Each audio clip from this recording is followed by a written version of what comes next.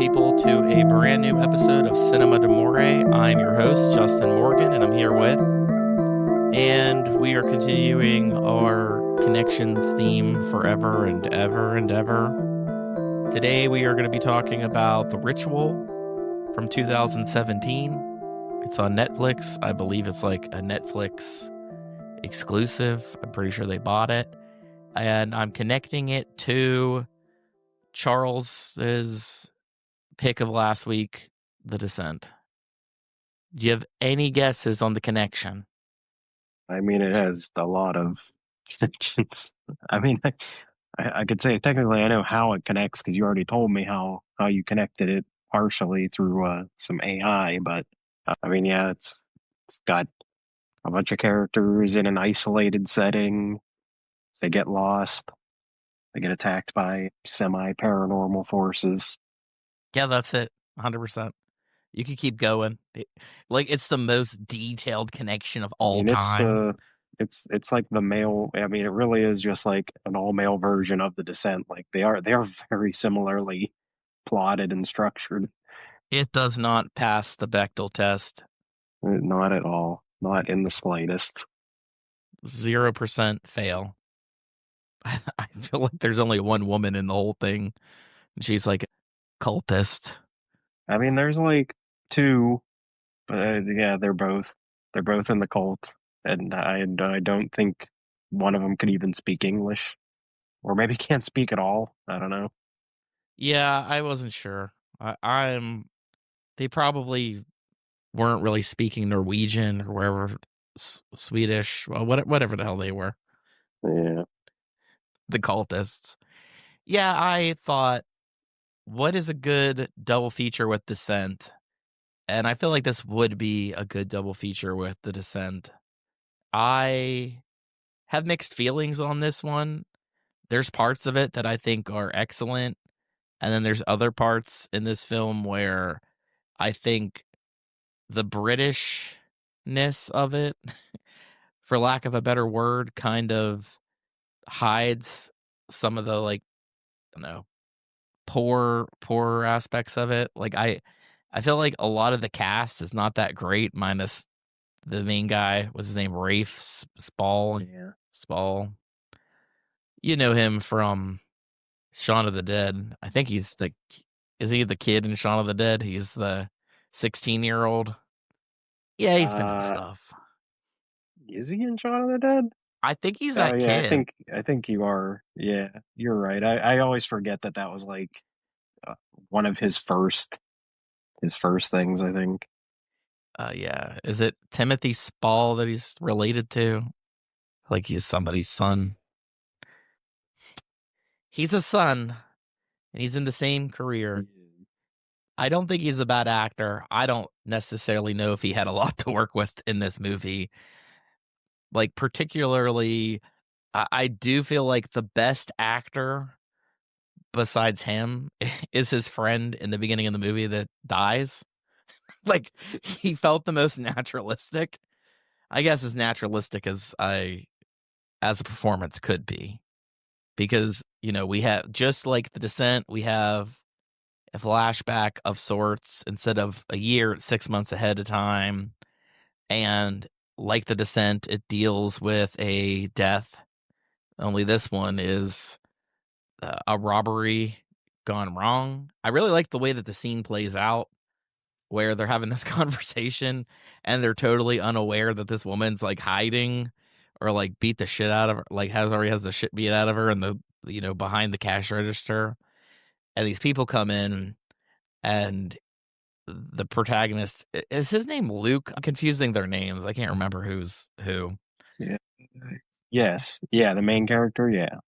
He hides behind a shelf, and he wants to like be a hero, but he's too afraid. And his buddy ends up getting fucking murdered with like a pipe. Like they go to town on this guy. It's pretty brutal. And the only thing I'm like not huge on the setup is that the melodramatic aspect of it, of like his friend keeps looking back at him, and he's not hidden that well behind the shelf, but I don't know, maybe the thieves or whatever, soon to be murderers, are on drugs or something. They're dumb, they're on drugs, they don't care.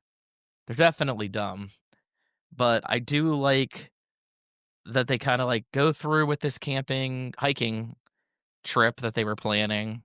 It Much was, like, like the the friends descent, it's like the hike is supposed to be like I don't know, they kind of like present it as like it's a healing journey to go on. So it has like again, it has so many similar elements to the descent, like the Yeah, it's like, reason they're what. there. Yep, and not exactly the the most similar, but basically they have a plan and they don't follow the plan, I guess, as opposed to the descent where the plan was to not tell your friends that this was an Yeah. unexplored cave. It was, So in yeah, this, you know, it was just an accident. He twists his ankle, and they're like, "What if we take a shortcut through the forest?" yeah, and the guy that you see beforehand that's basically doing the map, like the friend that knows how to do the Which I do map love the seems. comment. He's like, you know, he has the thing that's like, like the phrase is, if it was actually a shortcut, it'd be called a path or something like that. Like, not a short, it's not a shortcut if it doesn't. It's not actually like a path that'll take you somewhere faster. Yeah, and essentially their cave is once they go into the woods. Like once they get into the Yeah, woods, and spooky Luke, shit happens. yeah, Luke's like, this isn't a good idea. There's a bunch of weird shit going on. Basically, it kind of gets into the realm of anything that can go wrong does go wrong. Yeah. You got I weird mean, shit I like, feel like my problems with this movie yeah, are the same as my problems with The Descent. Is that it feels like it's just too vague on I don't know what I'm supposed to actually be frightened of. Like it doesn't. It just. It feels like he just. I don't know. Like the director just presents things, but doesn't give hmm you enough to make you like really. I don't know. Really scared. It's this movie like flies by. It's very short. It's only 90 minutes, 93 minutes or something.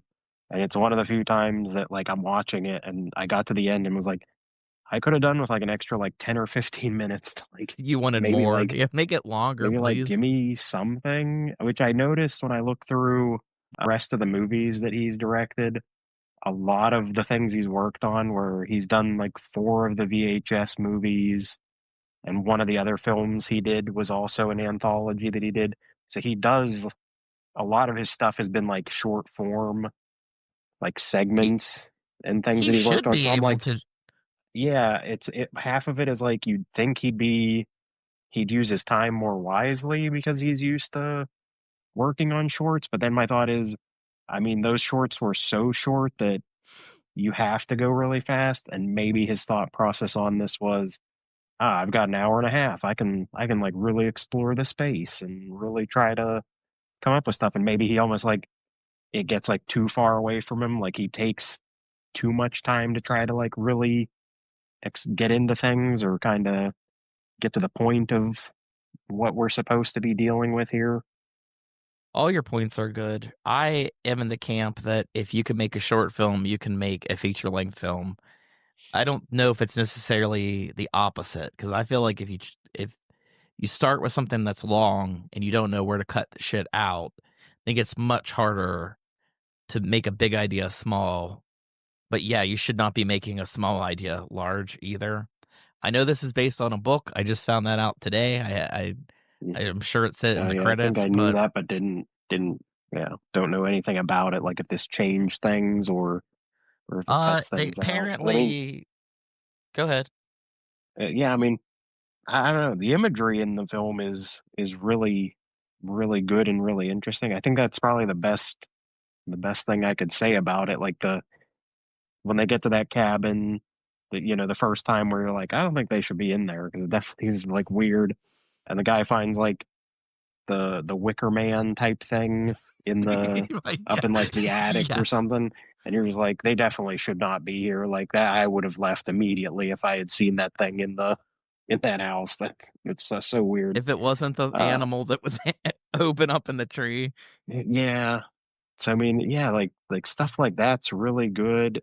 I don't even mind that they kind of do the Jaws thing of they really don't show you the thing that's been chasing them until the last 15 minutes of the movie. They really leave that as a mystery as to what that thing's supposed to be. They just hear footsteps and see shadows. So I don't mind that they don't go crazy because I mean it's not bad, but it's not the greatest CGI monster in the world. So it's probably better that they didn't show it until the very end and keep it mostly hidden for a good bit of the movie. But Yeah, they keep it in the dark too, which is good. it's like I said, everything's we keep getting his I don't know, I guess dreams or whatever you call them, nightmares, visions that he keeps having, the main character, and they're all just exactly the same. He just keeps seeing that moment. They don't really change, or it doesn't even seem like there's ever like he's not back in these flashbacks and like he tries to save the guy. He just kind of experiences them over and over again. And we never find out what the other three guys envision. The one guy seems to have definitely some weird stuff because like he's the one that like wakes up and he was like praying to the Wicker Man thing, and he seems to have like the weirdest. But we don't like actually hear like he never says what happens. The one guy's like screaming for his wife, and then the other guy just pees his pants, and we never hear about like they never want to say like what it was that they saw in their Yeah. dreams, Ben and pissed he's himself, and then like obviously Tom's up there praying to the Wicker Man. yeah You're like, dude, some crazy stuff it's like, going on. what are But you yeah, doing here? the yeah, Well, the we cinematography that find you're out in talking, the yeah I was just gonna bounce off of what you said before you moved on, which was I thought not only did the whole film really look good from beginning to end, I really liked how they were blending the wood scenes in with that convenience store. And it yeah was very it had a simple. It cool was just look like a to very it, yeah, just having like the fluorescent lights going out into the like it wasn't just walking through a doorway. and you're just like It starts like mysteriously that, in but the thing. Yeah, yeah, they're like nice little changes. Like the floor is like a forest floor, but everything else is the same, and it's always a yeah, little bit different every time that you come back to it. And bouncing off what you were saying about the whole Jaws thing, you don't really like see the creature. There's a great shot where it's like in the woods behind the tree, and there's just this movement. You can't tell what it is, but you know it's huge. You just, whatever the hell that thing is massive. And yeah, your brain doesn't have to register what it is just to know that there's something actually out there. yeah, yeah. And we find out later, when they run into the rest of these, cultists or whatever, that yeah, there's symbols carved everywhere, so there's people out there, and they see like fires in the woods, so there's people. When we meet them, that I think that's the first thing I figured was that he's like chosen because he has that like bloody mark on his chest, and you see like the other people there all have the same mark. So obviously this happens all the time, but it's like again that's a place where not that you necessarily need like a ton of exposition, but like my first thought was like, well, why is he chosen? Is it because like even give us a little bit? Is it because he has like the most trauma, or he's the most damaged person out of the Yeah. group, and that's who it takes, or something like that? I mean, I do know from what I've read, but that's another thing about it. It doesn't hold up in the movie. Like everything is not there. Like not everything's from the book. And apparently what matters the most is that creature and understanding what that creature is. It is a thing that feeds off of like grief and sadness and shit like that. So you are right. That's why he's more or less chosen by the creatures because he has this such a strong sadness to him. That I guess the other friends don't have the same amount. And this creature, all it asks is to be worshipped, and if you don't worship it, it will kill you. So that's why like it's fine with the cultists because they will worship it. If you don't worship it, it kills you. So I And think apparently you can live to be 100 years old or even older, because obviously those like the people in the, I don't know, I guess chapel kind of place up there that are basically like they all look like the crypt keeper, but yeah, they're still somehow alive. and you are right about the like him being chosen. Like it's not just that he still has a choice to make. I Yeah. guess the way the cultists would look at it is he's either going to reject this godlike thing that they worship and it's going to kill him, or he's going to worship it and fold into the ranks like the rest of them. And I think what bothers me the most is that there is kind of a clear answer as to what this thing is and why they're having their nightmares, but the film like doesn't know how to It just tell you can't this. convey it. Yeah, it can't convey it at all. I mean, to a degree, you could get it. It's like, I mean, I don't know what else they needed, but I'm thinking, like you said, you could add 10, 15 minutes. You could probably put something in there that doesn't feel like you're spoon feeding all these people, you know? I don't know. Have the creature talk to him. I mean, the creature was kind of talking to him through some of his visions. I like that one shot where he's seeing his friend like get murdered, and then the guy looks up and he's got the glowing eyes and he's like watching him like more creature like than a person. And he starts to speak, but I can't remember what he says. So he's clearly speaking to the guy through the grief, like whatever he's reliving, the trauma that he has to keep reliving over and over again.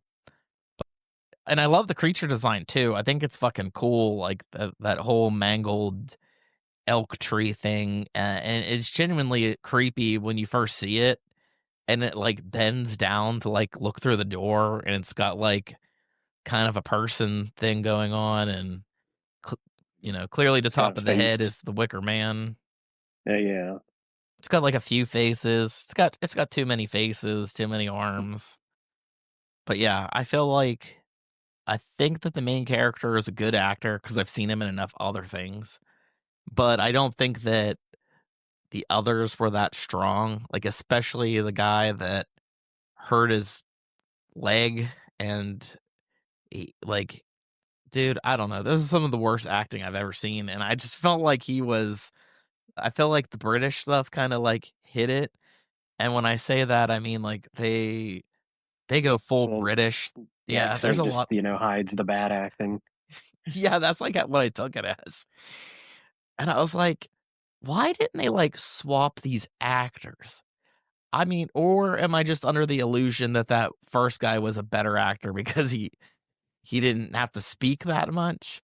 But I felt like he was very, like, calm and naturalistic, and I believed, like, his whole, like, couple seconds before when he was talking to his buddy, and but then you got this other guy, and I'm like, "Who what is going on with this person?" Like, I would not wanna go on a hiking trip with that guy. I'd be like, "Find some reason why I can't do the hiking trip." But yeah, I mean, I guess I will more say, so. Go ahead. uh, I mean, this is just a funny thing on its own. I didn't realize I had seen a part of this movie as a meme before I watched the movie, so that was kind of fun. Like, every once in a while you get that moment where something happens and you go, "Ah, that was a meme," and it was pretty fun. It was it was when he punches that old woman in the face. That like Oh, one yeah, yeah, cultist, he yeah. just like comes around the corner and like it was, and it was very recent too. That's the only reason it stands out so much too. It was like a week ago, and it was like a meme of like when you're trying to leave work early on Friday, and the manager comes up to you first, he just punches that woman in the face. What makes that scene or moment so much funnier is the fact that he's so nonchalant about it. Like, he fucking socks her, knocks her out, and then it's just like on, like, I'm out of here. Like,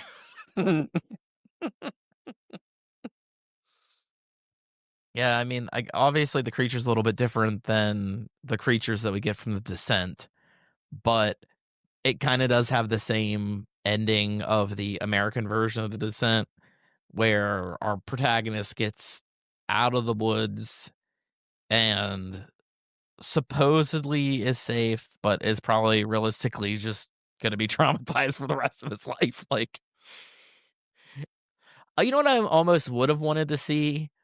Like like a flash forward, like move into the future and just show like how fucked up the guy is from that thing just being around him and getting into his memories or grief or I don't know how to describe it, but like Does getting into his everyone just emotion. does he get like committed to an insane asylum because everyone thinks he's crazy when he comes out of the woods and it's like all my friends died in there.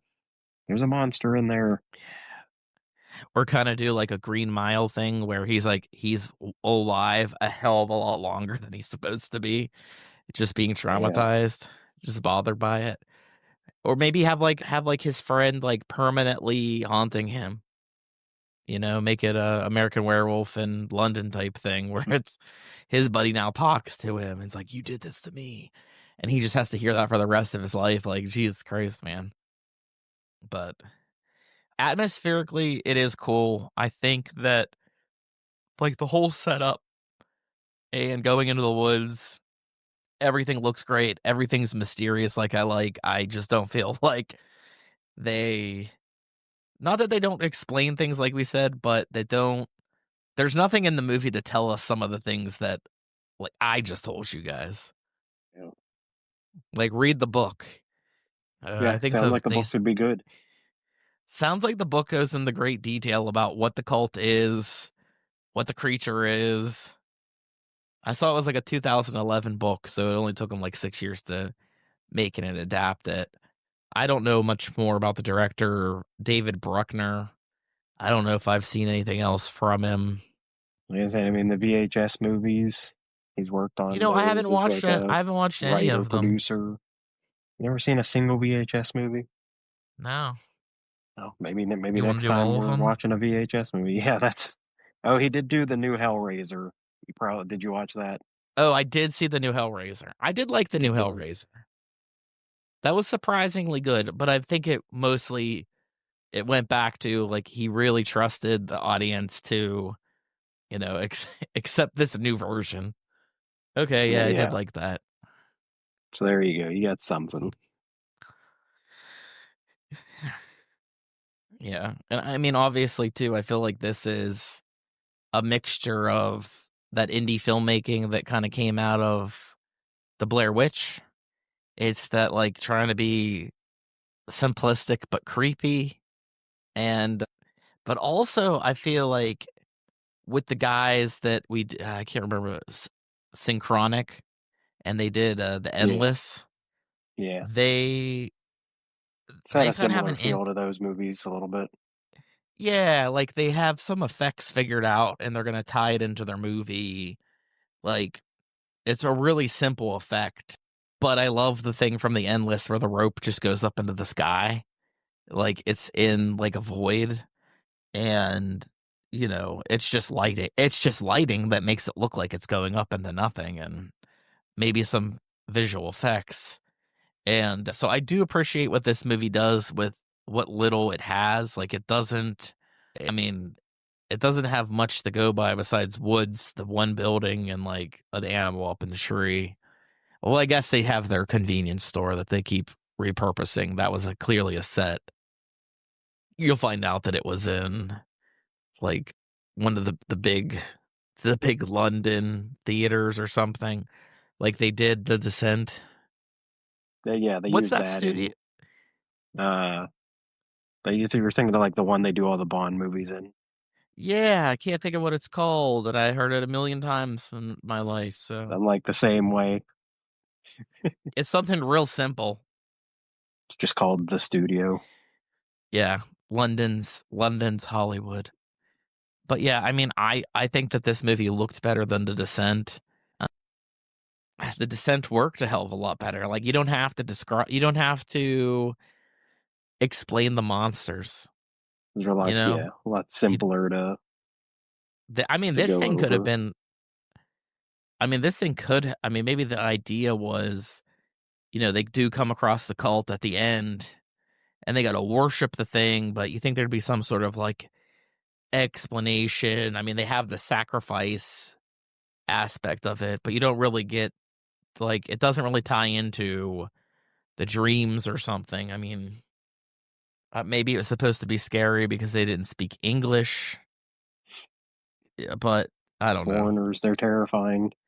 Yeah, it's the whole foreigners are terrifying type stuff, and I mean, they did find some terrifying looking people, but I mean, that one bald dude made me think of the guy from The Hills Have Eyes, the original one. It's in like everything.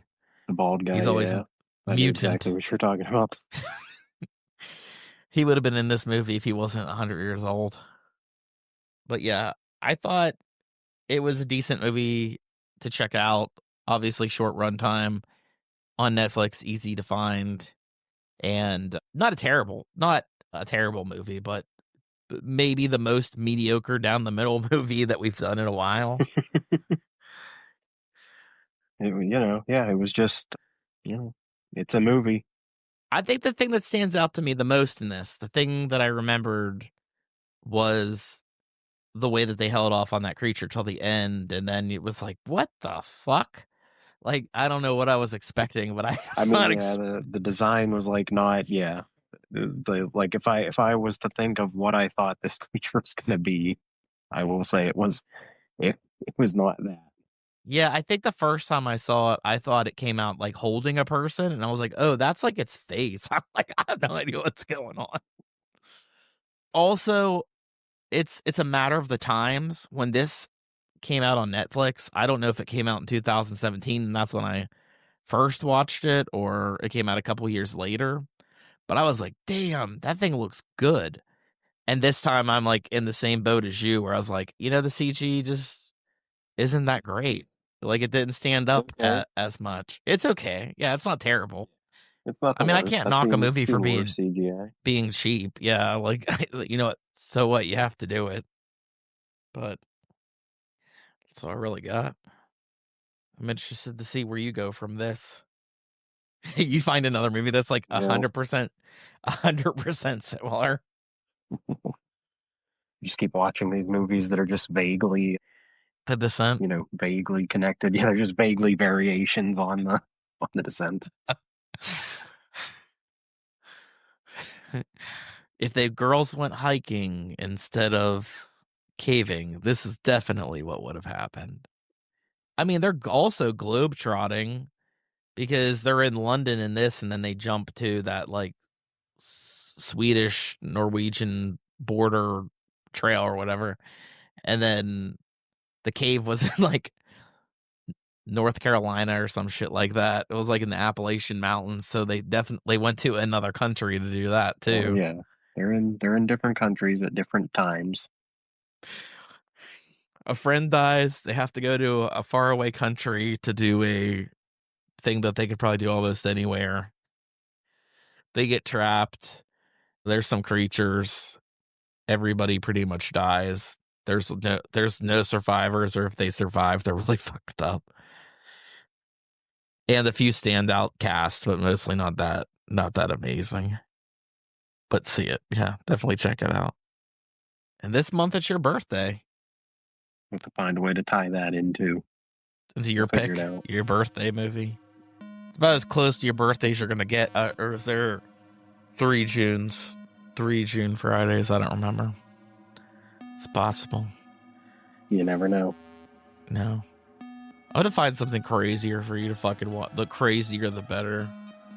I kind of I want to tap mean, into the things that you. the next Friday it would be Friday the 13th in June. So This comes out on the 6th, so we're gonna skip the 13th. we're gonna miss it then. Next Friday is Friday the 13th. Enjoy it without us. You can repost the we've done Friday the 13th movies before a long time ago. Just repost that on that day. We did the first 4 of them. I don't think that we've ever done any more. I don't even know what we would do if we just wanted to revisit it. What would we do? Like the remake or something? Now, they do a TV show of that one. Didn't they? I think they did. I don't think it's remotely connected to the movies in any way, other than probably the stories just take place on Friday the 13th or something. Oh, you're talking about the Friday the 13th show when we were growing up? Yes. Was like weird objects that they obtained and like the horrific stories around them. Yeah, yeah. And I feel like Freddy Krueger might have been involved somehow in the show randomly, but I'm pretty sure there was no Jason. Yeah, they somehow try to tie it in together like that. Mm-hmm. Yeah, good thinking. Got to get you back out to the movies. We are going to see a movie this month with you. Like we'll see a movie. Just leave it at that. We will see a movie at some point. Well, we're going to see Fellowship of the Ring for your birthday with the orchestra, which I think will be cool. That's going to be super enjoyable. And then, yeah, there's a couple good movies coming out, but you stopped going to the movies, so I don't know. I saw Friendship. That was pretty fucking funny. It reminded me of you because of our friendship. All right. We'll see you in 2 weeks with whatever the hell Chuck picks and connects to the ritual. Yeah. Bye. Thanks for listening. We are Cinema d'Amore. Follow us on Facebook and Twitter to stay up to date with news and information on upcoming episodes. Find us on Apple Podcasts, Google Podcasts, Podbean, Spotify, Amazon Music, Audible, Pandora, Alexa, or iHeartRadio. It would be greatly appreciated if you subscribe to our podcast on your platform of choice. We also appreciate feedback, so rate us, review us, and let us know what you think. And above all else, thank you for listening.